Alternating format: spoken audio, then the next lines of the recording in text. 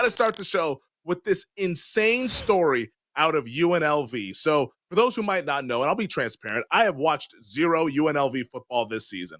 Like, I live here, I see people talk about it occasionally. I'm not from here, so I'm not like tied to the school, so I don't really dial in for UNLV football. Forgive me. But I did notice this story this morning, and I just gravitated towards it because it's just absolutely insane and probably a sign of the times with the NIL in college sports. But UNLV's quarterback, Matthew Sluka, is leaving the program. He's redshirting, but essentially leaving the program and opting out of the rest of the season due to an NIL dispute with UNLV's NIL collective, the coaching staff, and the school. So this story on I want to break down the Sluka side, the school side, and then we'll also bring on Tyler Morales on to discuss UNLV and the betting implications this Saturday and also beyond. I know Tyler was invested in this team to maybe surprise some folks and make the new 12-team playoff. But Sluka, he's saying that UNLV didn't come through with its end of the deal, which he believes he was promised $100,000 to transfer from Holy Cross to UNLV. So Sluka hired an agent, Marcus Cromartie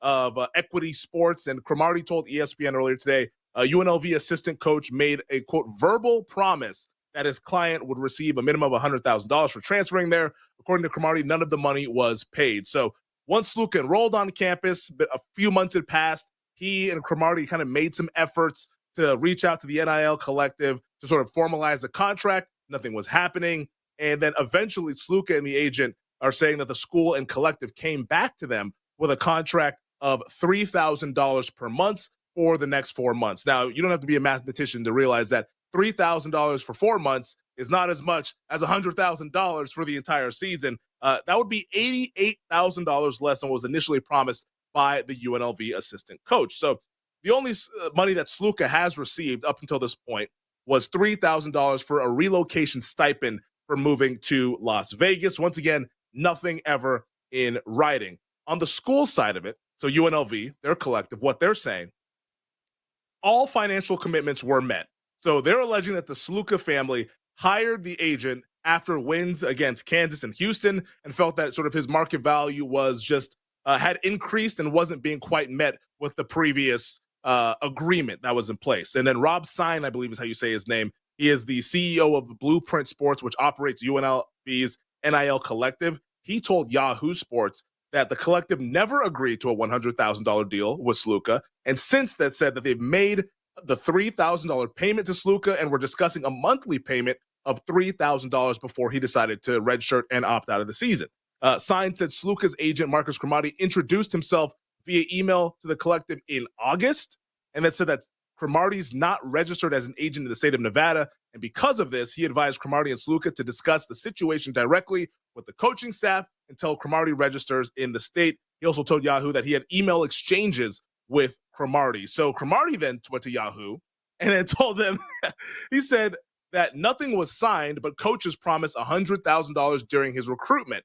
And the coach that he named was UNLV offensive coordinator Brennan Marion. So Cromartie told Yahoo Sports that, quote, the collective may not have agreed to $100,000, but coaches did.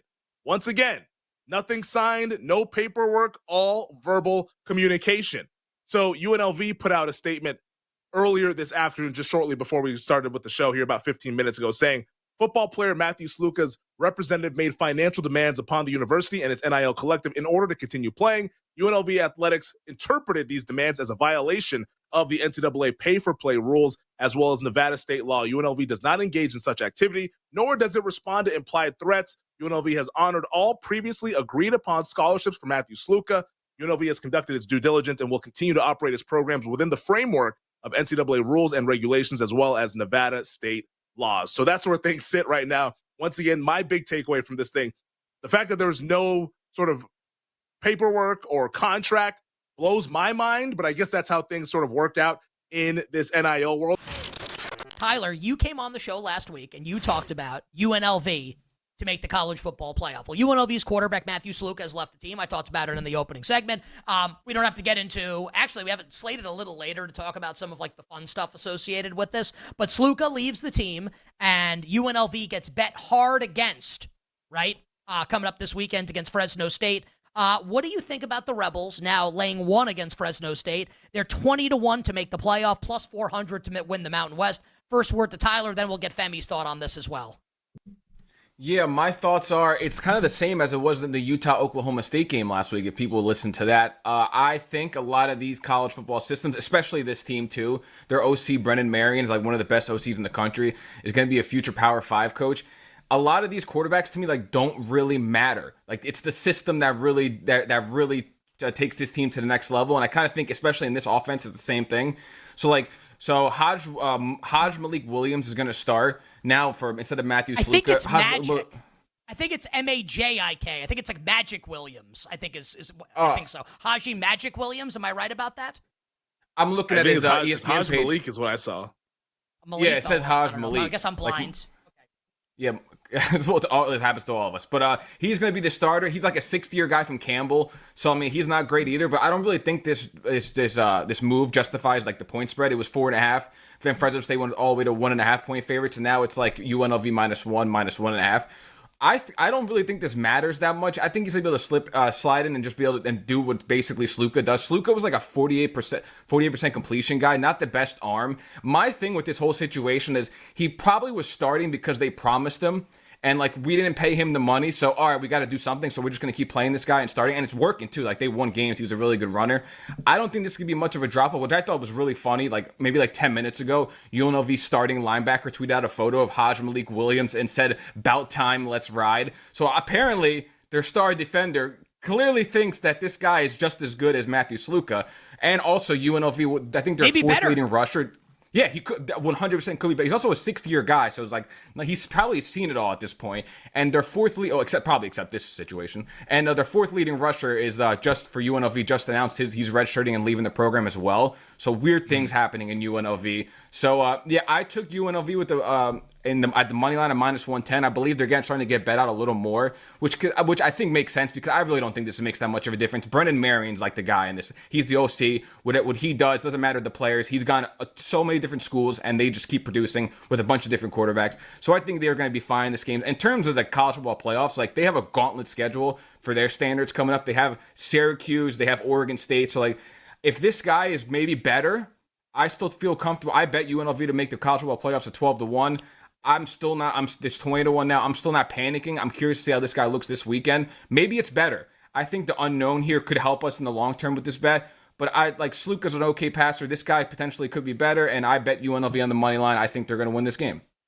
So, Femi, with the Superfly, Mr. Sluka gone, how are you betting UNLV and Fresno State? Looks like the market stabilized again. UNLV was a dog. The Rebels now 1.5 point home favorites, -120 on the money line at BetMGM. Yeah, the market saw some of my money over at the sportsbook here in Vegas. I went and bet some UNLV money line -110 because I agree with what Tyler said. Like as crazy as this story sounds, and like on the surface of it, you're hearing about a 3-0 team that's now in the coaches poll, like has aspirations to maybe make the playoff, and they just lost their quarterback. On the surface, everyone would freak out and say, "Oh my God, we have to bet against that team." But then when you actually peel back the layers, you realize this guy is not even that good. I don't even know if he is good at all. Like he's a good athlete. He can run the football, but that's about it. Like his completion percentage under 50%, didn't have a whole lot of touchdown passes. And Tyler outlined it perfectly. Brendan Marion, the system is what's helped this offense. That's why they're winning. Anyone who covers a sport. I live out here in Vegas, full transparency. I've seen 0 seconds of UNLV football. But from everything that I've read and what I've listened to, everyone has said that this guy was just more of an athlete, runner, wasn't a quarterback in terms of throwing the football in the pocket. So I don't think this is like a big drop-off they're going to have to replace. The market should have never freaked out like that. I think a lot of people just wanted to try to get ahead of something and thinking that, oh, this team lost their quarterback, so we have to bet against them. But the quarterback wasn't good to begin with. I bet UNLV. I think they win the game and rally around this. It's used as kind of as like a rallying cry around Hajj Malik Williams on Saturday afternoon. So UNLV, let's go Rebels. I will be locked in this Saturday. Haven't watched yet, but I'll be locked in this Saturday.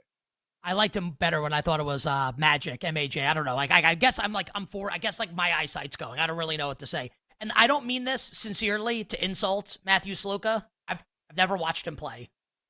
Same. I watched one snap of UNLV football. But this is not like, to be fair, he can be the best quarterback ever like next year. This is not Nico Iamaleava leaving Tennessee, Jackson Dart leaving Ole Miss. This is not Cam Ward leaving Miami. This is the Superfly Matthew Sluka leaving UNLV. And the point spread went crazy, and it's probably not right. And now we have an opportunity, now that news and information has entered the market and made it go crazy. Shout out to the great Ken Barkley. I think now, we know what we have to do. Rebels with the cause, and we are back. Shout out to Kid Rock, and we will lay UNLV coming up this weekend. UNLV on the money line against Fresno State.